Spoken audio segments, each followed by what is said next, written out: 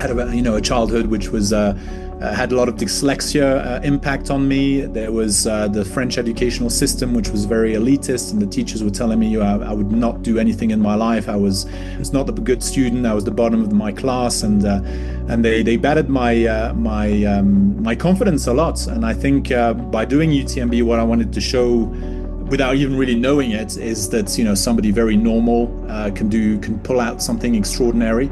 And that's why after the UTMB race, I went on to do some presentations at schools to try and inspire others to embrace pain and not to follow what society tells us or tries to condition us to follow as the definition of happiness being pleasure and comfort, which are very shallow motivations, but rather to embrace a self-imposed challenge which inspires us, which calls us to something greater. And that actually transforms us physically, because as you take on a self-imposed challenge and overcome the challenges, your brain creates new neural networks, your body conditions new proteins, and you actually transform physically. So it's not just a theoretical transformation. There's a real physical transformation as you tap into the kind of potential encoded in your DNA, and you become a different person. This is what I wanted to convey to the children, to give them hope that they can get the best out of themselves. They need to follow their dreams. It's difficult, and embrace that pain, because in that pain, that's where your transformation happens. I got the chance to interview Rafael Hildago this week, and I've been a fan of his YouTube films for a long time now. If you don't watch ultra running documentaries, then you might not have heard of Rafael Hidalgo, but I promise you, if you watch any of his films on YouTube, you will feel inspired to set a goal so big that it scares you. He brings his camera along with him on races in the Alps, across the US, and even South America, so you can see the emotional ups and downs of ultra running. And what sets him apart is his way with words. His voiceovers are so poetic and philosophical and inspirational, and they give me goosebumps. He writes about ultras the way that people describe an ayahuasca trip. It's like a meeting with the soul. So I highly recommend our listeners check out his YouTube channel. It's called Rafael Hidalgo, and specifically his journey on the UTMB, which is the pinnacle of the sport. It's over 100 miles and over 10,000 meters of elevation gain through the Alps, through France, Italy, and Switzerland, over 2 sleepless nights. And if you want to immerse yourself in the beautiful mountains around UTMB, you can actually go on the outdoor voyage right now. And we have a guided tour de Mont Blanc around that starts in Chamonix. And it's a 7-day guided tour. So that's a great way to scout the race course if you have UTMB in mind. And but this time you won't have any of those aggressive cutoff times that almost made Rafael DNF in his attempt. And we also have an article on TOJ right now that's written by Rafael Hidalgo. It's called The Pain Cave, and it's all about what triggers when the going gets tough on a race, what comes out of you to kind of see the best version of yourself.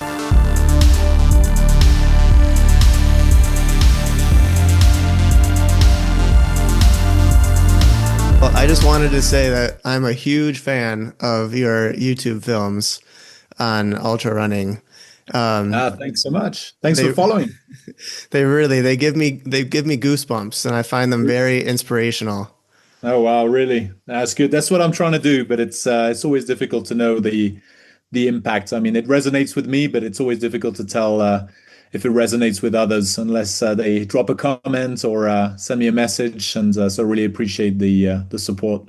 And I watch other YouTubers like Jeff Peltier make films, but what makes yours really stand out is your voiceovers are so poetic and philosophical. They really speak to me. You're doing something that no one else is doing, and I can't believe how much material that you come up with about metaphors, about reaching the soul, and connecting the mountains and the earth with what's going on internally.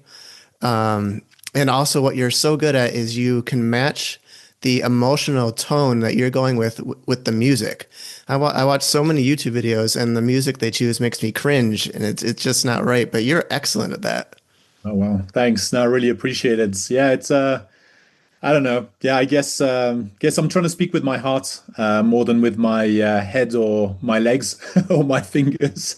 So it's true. It's I know Jeff pretty well since we kind of bumped into each other, and I love his films, but it's a different spin. It's true. It's like Billy Yang as well.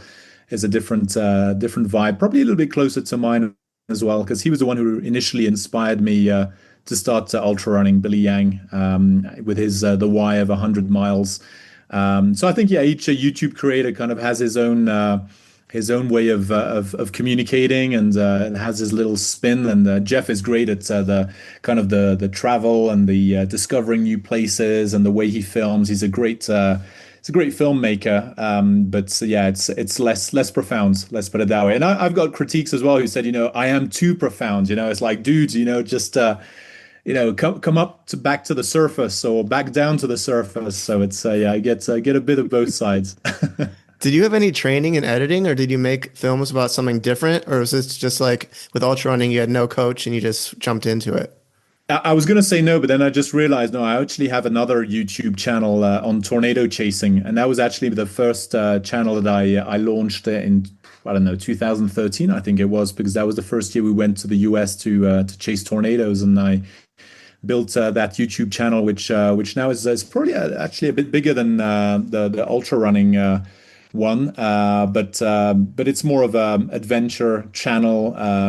I try and bring a bit of depth to it as well, a little bit like I do with the ultra running. But it's true, I had a bit of a training grounds with that channel before I launched the ultra running one. Oh, when did you get interested in tornadoes?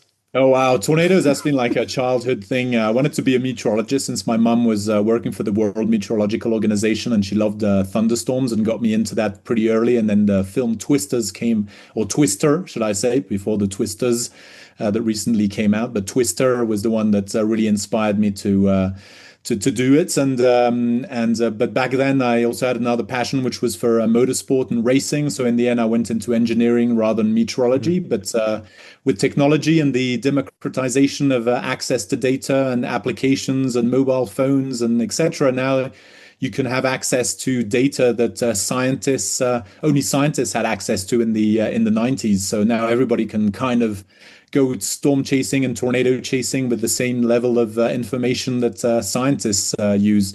So that's when we decided to go and chase tornadoes for the first time. And yeah, it's been a habit now. Every year we in the month of May we go to the plains and between Dallas and North Dakota we chase all the tornadoes and I try and train in between, so I usually get up earlier than my buddies, so I go running early in the morning before they wake up and before we do like I don't know 600 miles of driving to find the storms. So at least I get my training in there before I go chasing storms. And actually, in 2023, it was a bit of a tough one because I was preparing UTMB, and there was just a few months before, and we were storm chasing, and there was always a bit of a tough one. We used to finish our chasing late, and then I had to get up really early, like 4 o'clock in the morning. So I probably had like 5 hours sleep and up and doing my training so that I didn't lose the momentum to be ready for UTMB. So trying to balance all that, and that's what I try and convey as well in my films is to make it a little bit more personable to people like me, who are fathers, who have full-time jobs, who are super busy. And it's really tough to kind of balance all that, all those responsibilities and the pressure to be able to balance it all. Because, I mean, at the end, we do want to do these adventures for various reasons, but we don't want to forget that we have a family, that we have responsibilities, that we want to be present. And I think a lot of us are juggling with that. And what I see as well, talking more about the market of YouTube, is that a lot of these ultra runners usually don't have children. Unless you're called Andrew Glaze and you're you're a fireman and yeah, he's like superhuman. But a lot of them don't have necessarily a family. Billy Yang, Jeff Peltier, they can kind of have that freedom to move around and travel, and they share the passion with their spouses, which is not at all my case. My wife really doesn't understand why the hell I'm running. which was the reason as well why I wrote the book as well, is to try and explain why we're doing this, because a lot of people ask the question, why do you do this? And we fail to get the right answers. So because it's actually much more profound than we think. My wife especially thinks that the triathlon clothing is dorky. So she'll check me when I look like I'm about to race when it's just like a normal Tuesday and I'm wearing the shoes and the socks and the hat and the glasses and all that. But that one session you had when you were up late at night and then you woke up, that might have helped you with the sleep deprivation that you were going to be facing in UTMB. And I actually, that makes me think, does all that time studying the sky potentially help you on a race when you can kind of predict what the weather is going to do and what it's going to change and maybe what gear you're going to need to put on? Yeah, yeah, no, for sure. I mean, during the races, when I spent a lot of time in the mountains, so I can kind of read as well, especially in the Alps. But the meteorology dimension as well gives me a bit of an insight. So yeah, I usually am pretty well prepared ahead of time before the bad weather rolls in, and and during the race, I pull out the stuff when I need it. Or on the contrary, I just see the skies. I say, oh, this is just going to pass by in 10 minutes. And I don't even bother taking my stuff out because I know I'm going to have to put it back in quite rapidly. So yeah, that does, it does help to try and read. And it's kind of the beauty as well with trail running. The more time you spend in the mountains, and you de facto get interested with the weather because you have to be able to read it. So those skills do help. And it connects you with the mother nature as well, which is one of the other aspects, which is fun, which a lot of people who are not in the world of ultra running or trail running in general don't understand, because it's more than just running. It's more of an adventure, and I call it really a pilgrimage.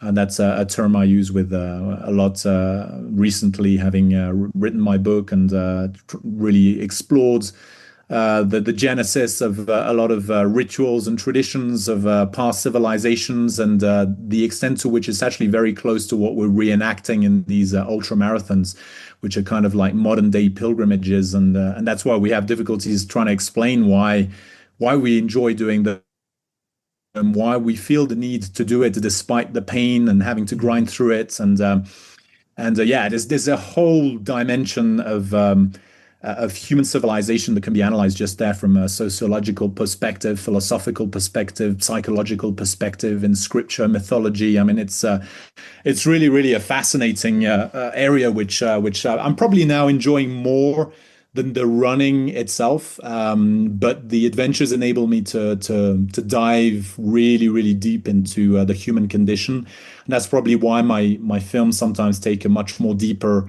angle, which resonates with some and completely doesn't resonate with others. Others are like, dude, you're just running, just enjoy it. You know, you're in nature. Yeah. But for me, it's a different experience. It's a much more profound one. Yeah, that jumped a little bit into one of the questions I had coming up, but I was gonna say for me, the word race just is not a good fit for my level, and I would say maybe just challenge is a better fit.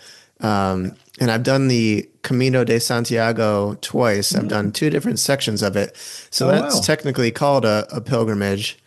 yeah, it is. And you really feel yourself getting immersed in the area as you're on your way to the goal.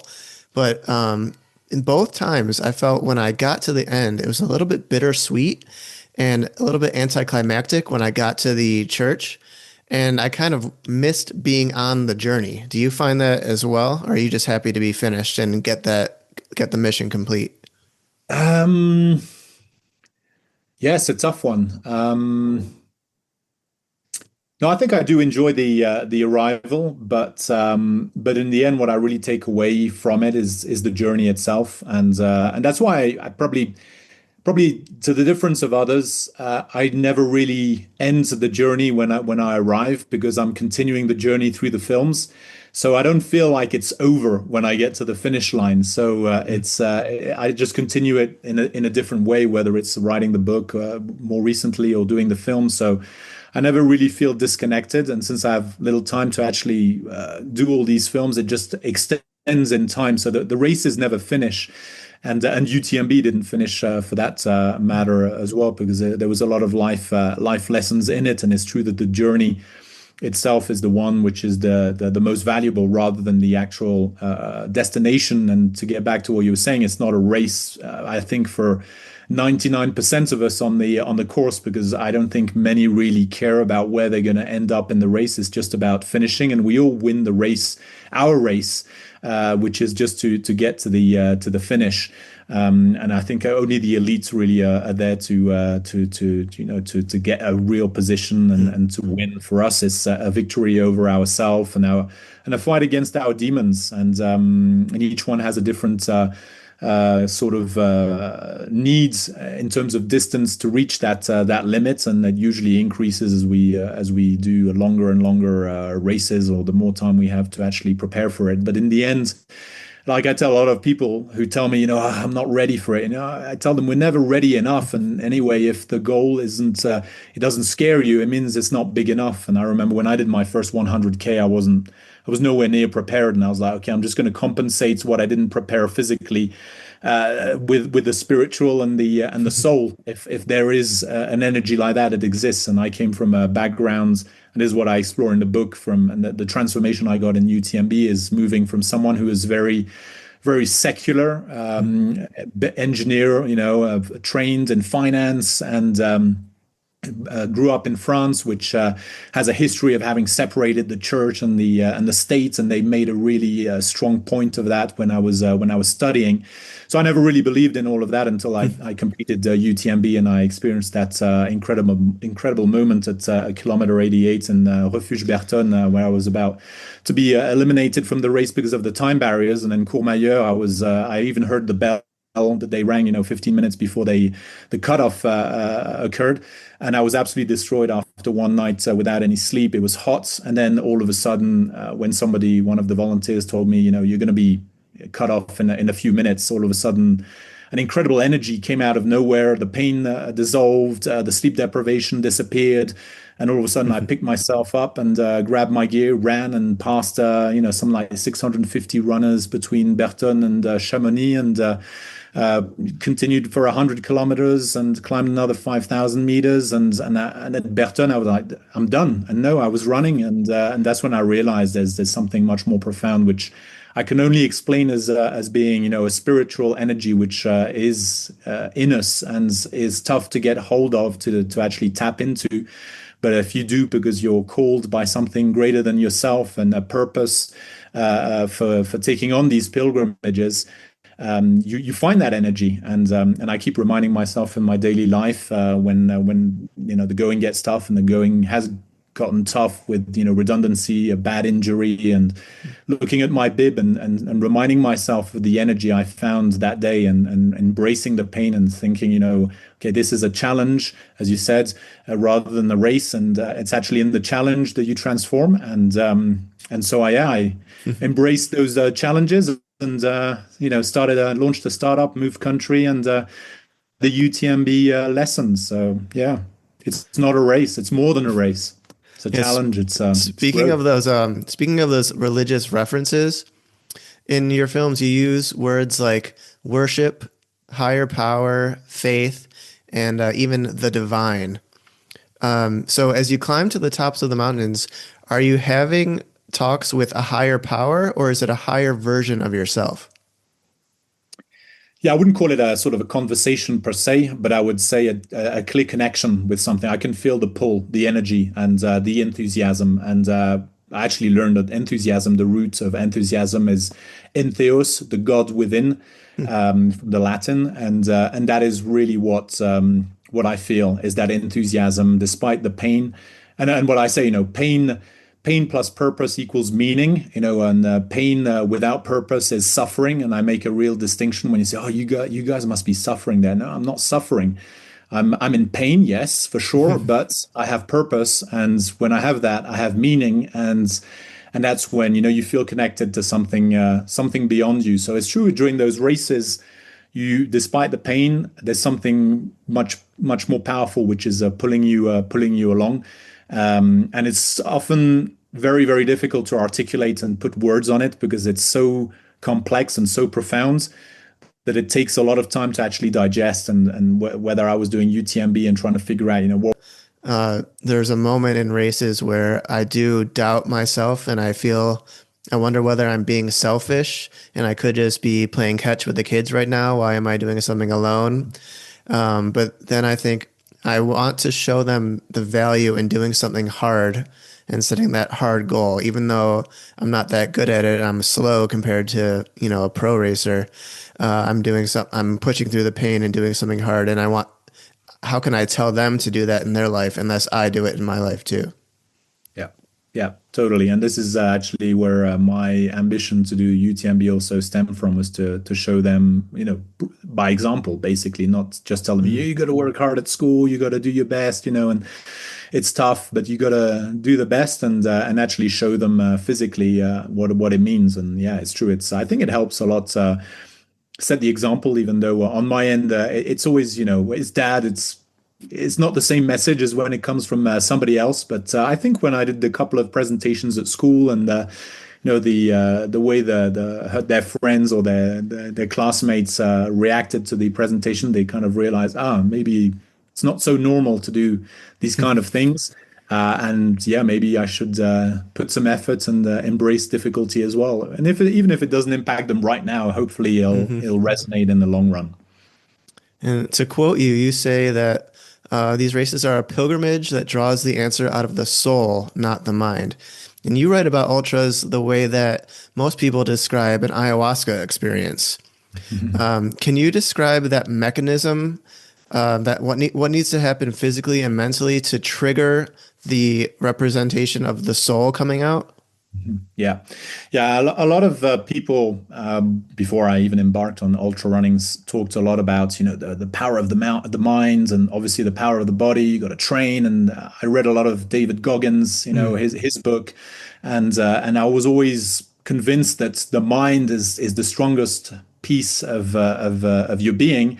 And when the going gets tough, that's when the tough get going, and that's when the mind kind of comes in. And what I realized and what I experienced during UTMB was that the body let me down, and then the mind's let me down. After a while, the mind is Mhm. like, dude, just give up. It's too difficult. It's self-preservation, and that's when you have a choice to either give up, give in to the worst of yourself and the dragons, as I call them, the dragon of temptation, to just go and have a good meal and a nice comfortable bed, and you're defeated by the dragon of pain that broke you, and you just want that to stop, or you decide to pull out the best of yourself and confront those dragons in the pain cave.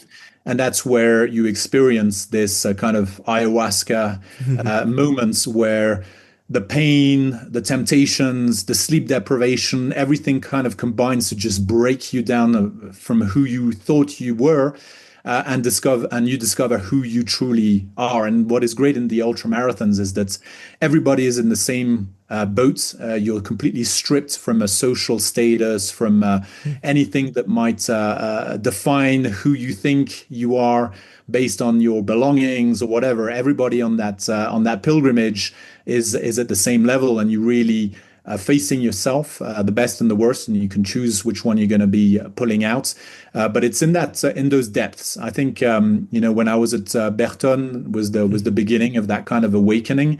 But the depth of the pain cave were really hit during the race when I was going into that second night, going into La Foulie and then into Champellac, and I was experiencing those hallucinations, and I was sleepwalking. I mean, to the extent that the only way I can explain it is when you're in a bed and you're reading your book, and then all of a sudden you're dozing off, and you're like, "What the hell did I read?" And you just dozed off, and that's exactly what I was Mhm. experiencing walking. I was just walking and just nodding off, and it was so tempting just to pull out of the race right there, and on top of the pain and the need to just find a nice shower and a comfortable bed.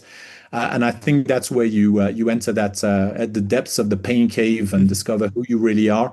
And that's when you start experiencing this kind of ethereal world, where when I was in Champellac in that forest, I felt like it was an enchanted forest. I felt like I was in a Disney movie, with the trees were alive, they were going to eat me, or it was well, I don't know if it was it was against me or for me, and I was gonna see some fairies with some stardust show me the way to the exit of the forest, or if the big bad wolf was gonna eat me. It was really bizarre, bizarre situation. I've never had any ayahuasca, but I could only imagine that those situations take you into a different parallel worlds where you're not sure when reality starts and ends, and that was a powerful moment where when I look back, it was definitely transformational. And you've done races all over the world now, in Europe, in the States, in South America.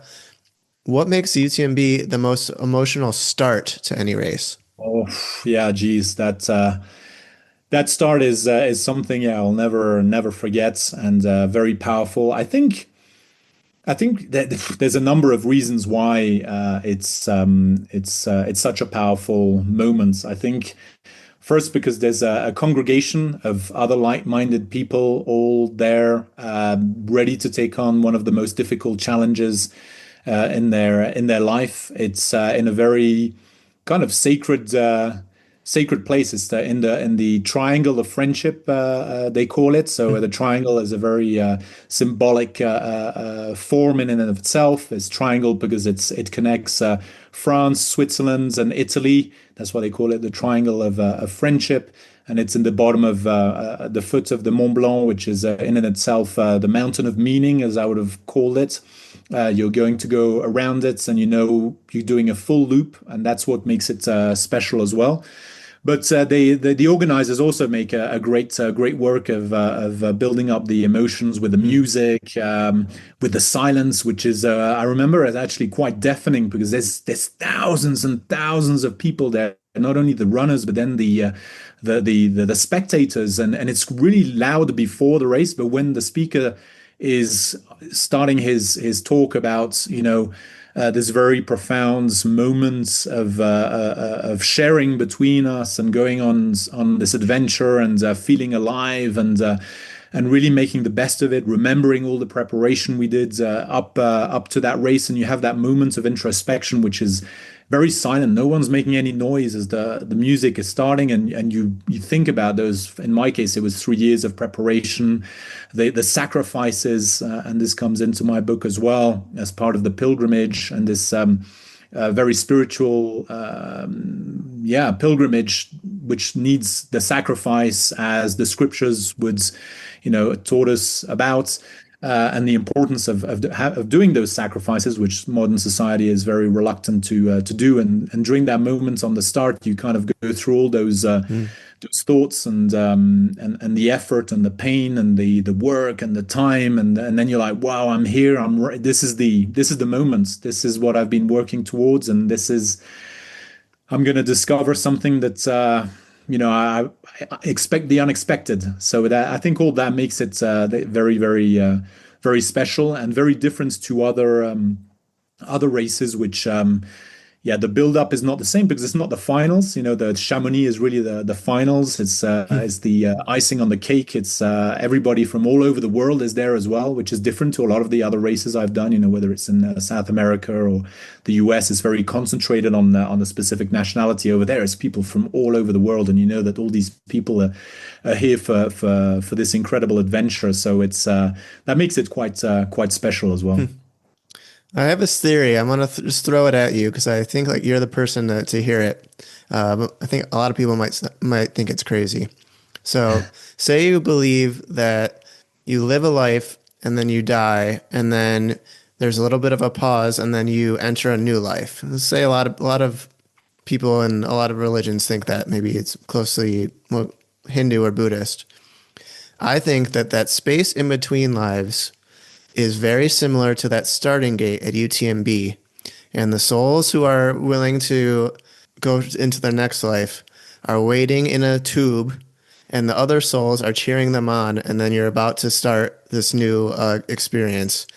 And I also think that the vision of just seeing headlamps going up a mountain might be similar to that space as well. Do you think there could be, does that ring true to you at all? Yeah, I think it relates to the transformational journey, and I think reincarnation is part of that similar journey where you change physically, Mm. you're changing body, but the soul is still the same, but it's taking a different envelope. And I think this is what we experience in UTMB and pilgrimages in general. I think it's the same kind of spiritual transformation, where we start as one thing or person or entity, and as we go through this tube, which is the course around the Mont Blanc, and you can imagine it, yeah, as these lights going up the mountain.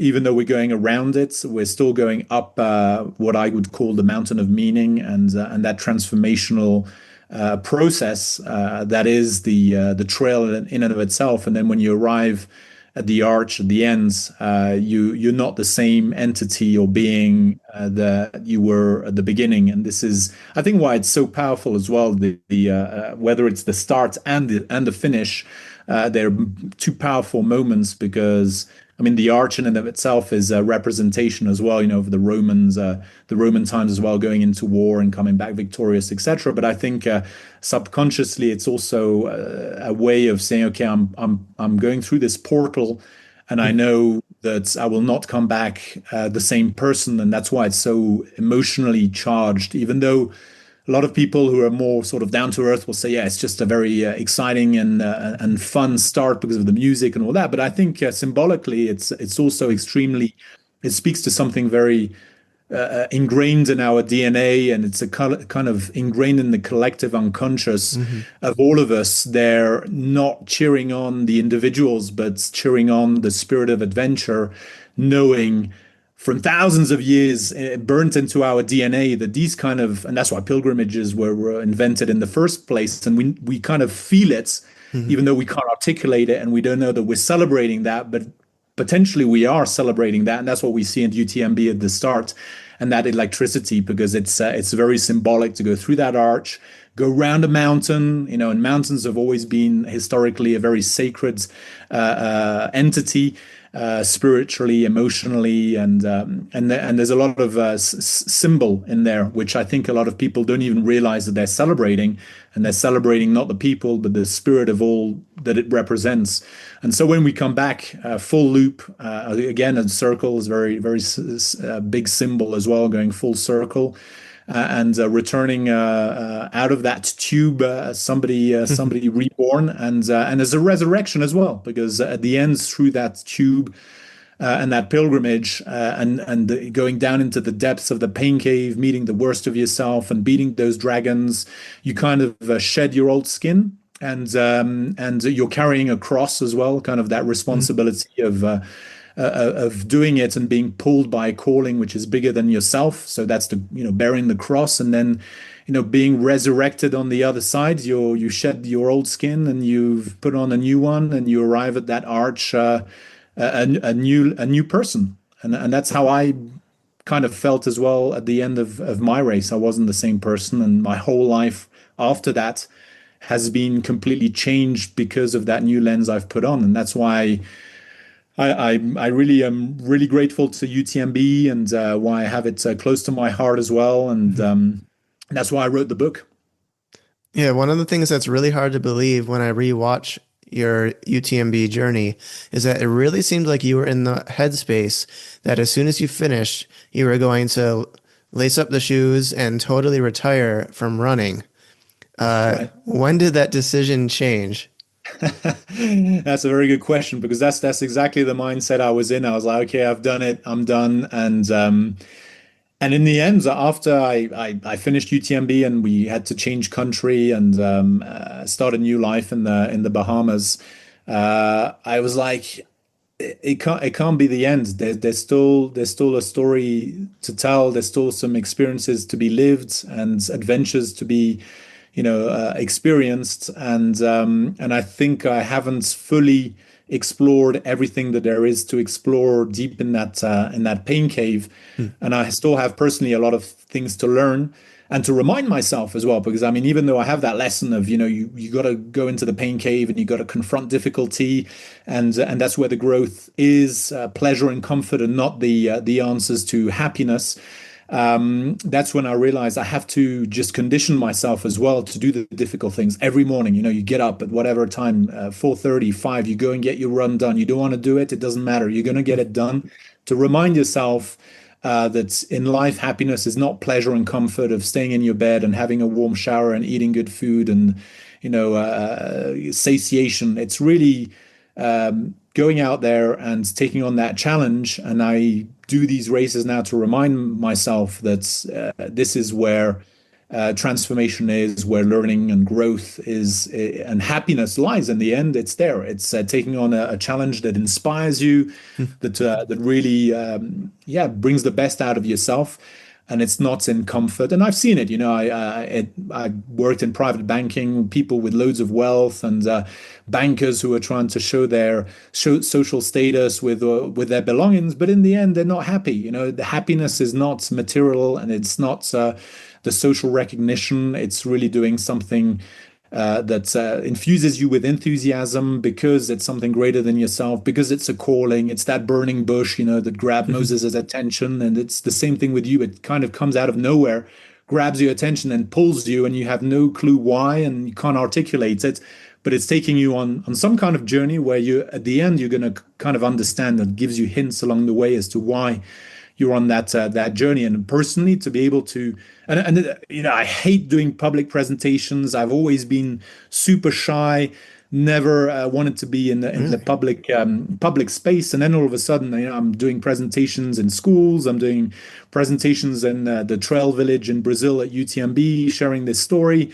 But the sort of value I'm getting out of it, of sharing a message, is much higher than the cost of the pain of having to stand in front of everybody to deliver the message. So to see the kids when I'm doing this presentation in schools, and to see their eyes shining, and to thank you at the end, and to feel that maybe you touched one person out of there, one kid who will actually, it'll resonate so deeply that he'll go for his dreams and then do something great as well on his end, is something that I would never have imagined or been able to articulate when I went into UTMB and the people were telling me, why are you doing it?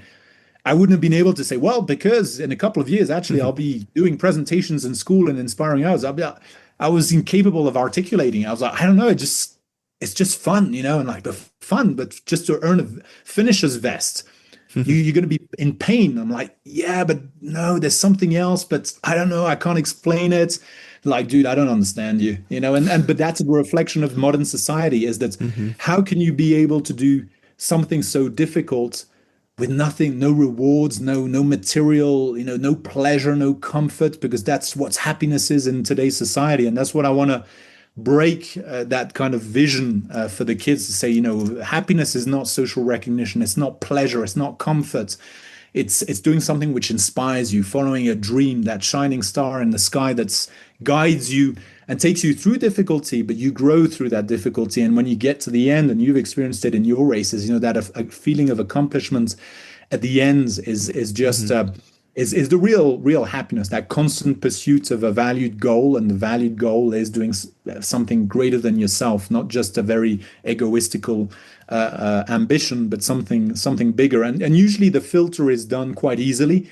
Those who are not doing it for the profound reasons give up and drop out of the race, unless they're physically injured and they really can't move forward. But those who are just succumb to the pain, or the temptation of just, oh, you know what, I'm just going to go for my beer or whatever. People are filtered out as to what are the real reasons behind pursuing that destination. And are you planning to return to UTMB in 2026? And what would it mean to have your family there at the finish line this time? Yeah, plan is to go back to UTMB in 2026. I'll be launching my book during that week as well.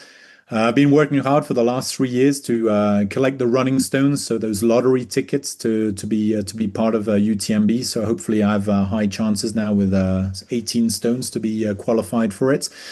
And as much as I would have loved my family to be there this time, unfortunately, it keeps those dates don't synchronize with the school calendar. So my kids are already at school just as they were last time. So unfortunately, they won't be there yet again, which is unfortunate because yeah, I would have loved to experience that with them, but I'll have to do without them. And what is your next challenge and how is training going? So next challenge is 130K, so the 100 miler version of the Argentina UTMB race in 2 weeks. So it's coming up super fast. I just came back a couple of months ago from Brazil, where I did the 100K version. Super difficult in the jungle in Brazil, but fantastic because I really went into that pain cave. So again, I was able to confront myself with the worst version of myself, and I was able to pull out the best, which was really fantastic. So I'm hoping to do the same this time in Argentina, in Bariloche, in the mountains. So very different landscape to Brazil, which was the jungle. So this will be much more similar to the alpine landscape. And yeah, training has been going much better than in the Bahamas because I must admit, when I moved to the Bahamas straight after UTMB, I was quite depressed with it's a beautiful island, beautiful people, but there's no mountains or any hills there. Mhm. So to train elevation is absolutely impossible. So I struggled to prepare the races in the US, which I did when I was still in the Bahamas. But here in Colombia, I'm at 2,600 meters, so it's really high altitude, so difficult for the breathing. So that's been great training. There's mountains, so I've been able to run up and down and get my elevation gain, so that's been good.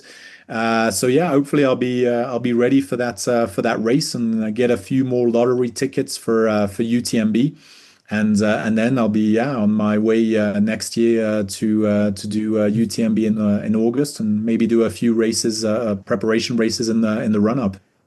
So you passed the test of the climate in Brazil.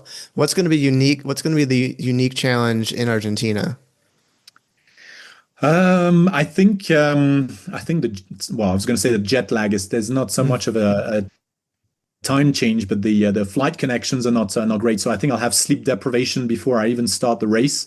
So I'm not gonna arrive in the best conditions, but Mhm. I think over there in terms of terrain, I'll be very close to what I have in the Alps. So it should be quite good. It's quite similar to what I had in Ushuaia, so in the south near the South Pole in the beginning of the year. So I'm quite confident, but I'm always expecting the unexpected. So I don't know how it's gonna pan out. I always like the surprise effect in those races. The only thing that is quite different on this side of the Atlantic compared to Europe is the food, and that's always kind of caught me out. Because in Europe we have good cheese, bread, and those kind of things at the aid stations. And here on this side of the Atlantic, it's very different. There's no cheese, no bread, so I'm struggling trying to find the savory food options to change from my normal nutrition. So that'll be a tough one. But the other difficulty there is that the race starts really late. It's at 10 o'clock to 10 p.m. So it'll be a very late start. And I'm expecting to finish in around 30 hours. So it means I'm going to be doing one full night and nearly Mhm. two full nights. So that's going to be a tough one. So I expect the second night is going to be very difficult. And I didn't have to do a second night in Brazil, so I didn't have the sleep deprivation. This time I might be having to fight against that sleep deprivation.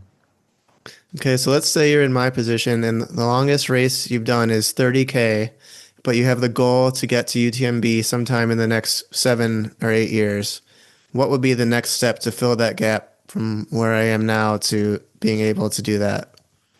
First, I would set the goal much sooner. I'd say in 3 years I'll do UTMB, and in 3 years you can easily be ready for it. I mean, I think for UTMB the biggest challenge is really getting the lottery tickets, doing those races to be able to be qualified for it. I think that's the biggest challenge.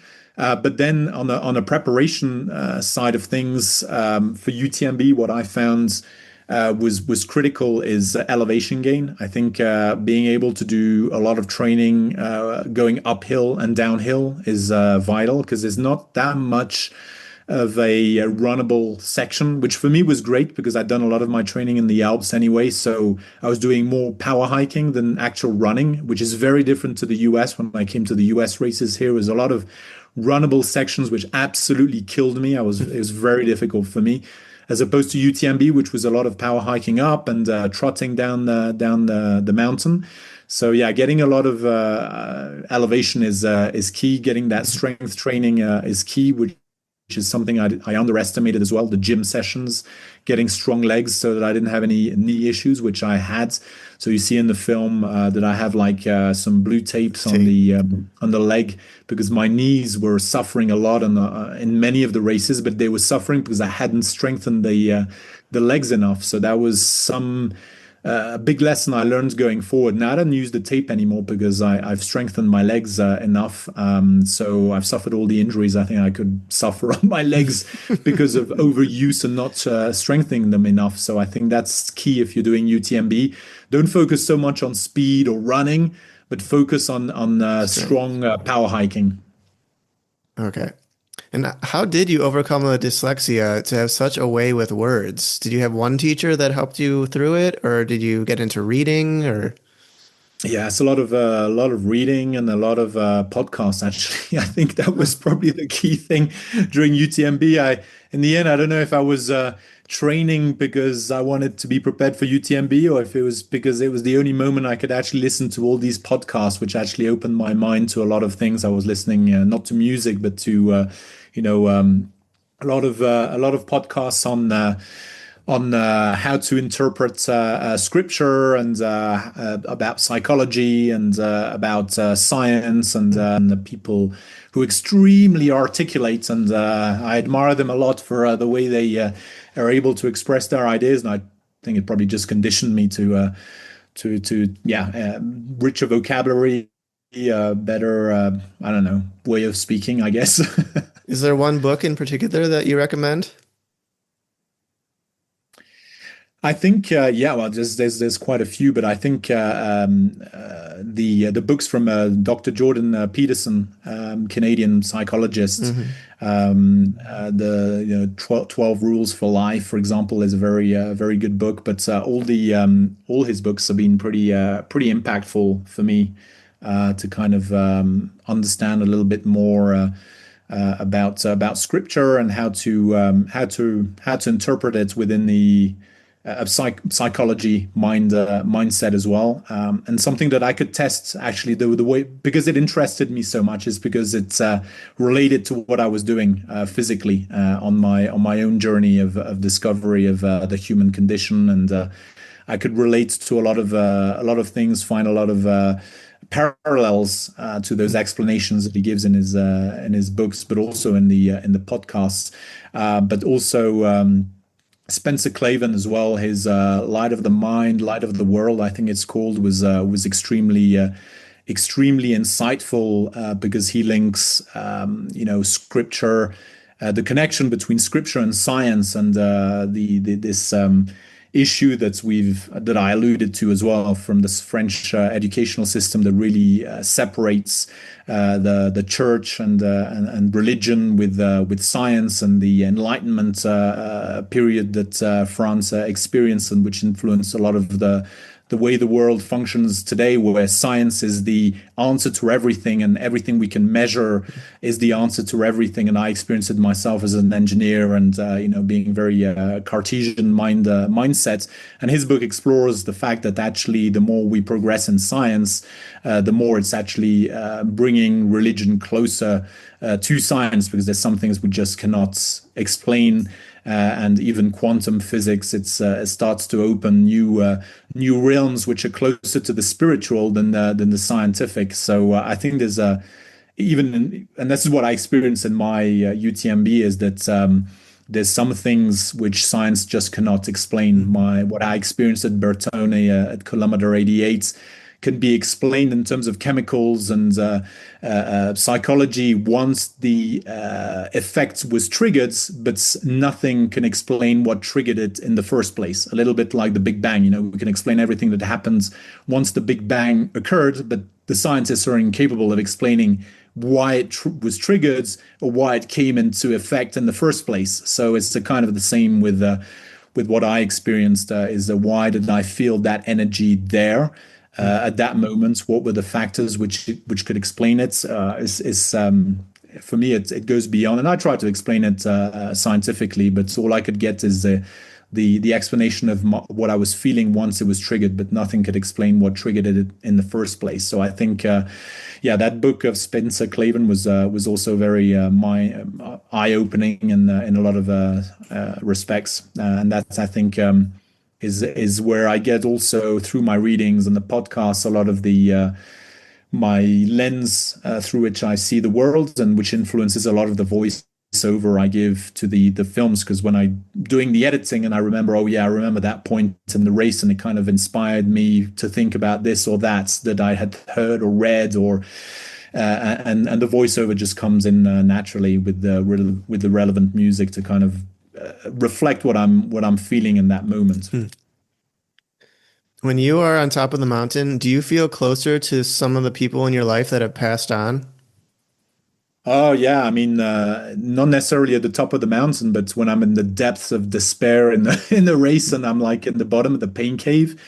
And actually, when I was at UTMB at the bottom of that pain cave at Bertoni, I mean, I reconnected with my father, who had passed away just a few years before, and I kind of had that experience, yeah, as well at different points in the race. When you're alone in those races, or even in Brazil, I was just remembering now, in the middle of the jungle, and you look, there's no one around you, and there's just the sound of the forest and the your footsteps and your headlamp, and then you lift up the eyes and you look at the stars, and you can see all those constellations, and then that's when I think a lot about my loved ones. My half brother as well passed away too early, so I usually that's in the moments when, yeah, you kind of take a step back and reconnect with yeah, those who are no longer part of us. But sometimes it does take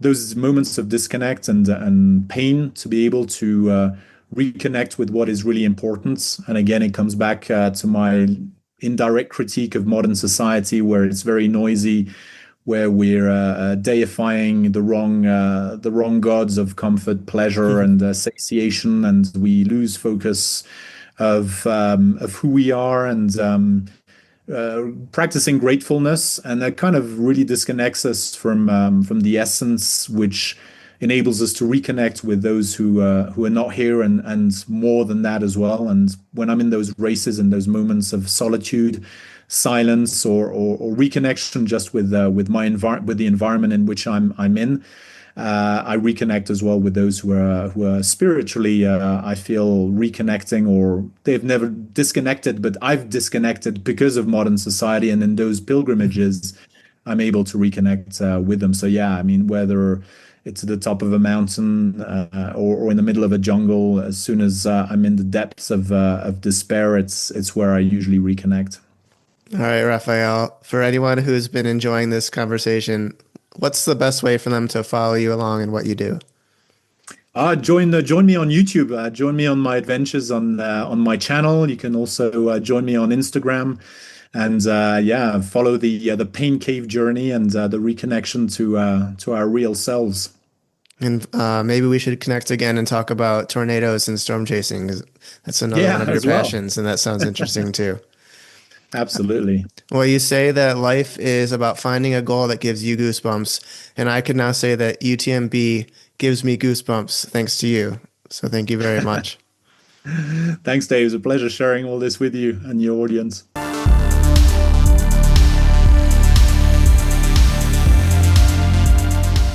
Thank you guys so much for listening to this week's episode of the Outdoor Journal podcast. Keep tuning in to hear more from ordinary people who are pushing their limits in the outdoors. Our listeners can check out Rafael's article about UTMB and the Pain Cave right now on the Outdoor Journal. Make sure you follow Rafael's amazing YouTube channel, Rafael Hidalgo, and follow his runs on Strava. I'll add the links below.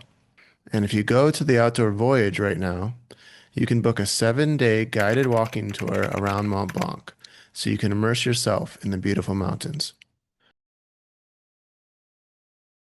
Thanks for listening to the Outdoor Journal podcast.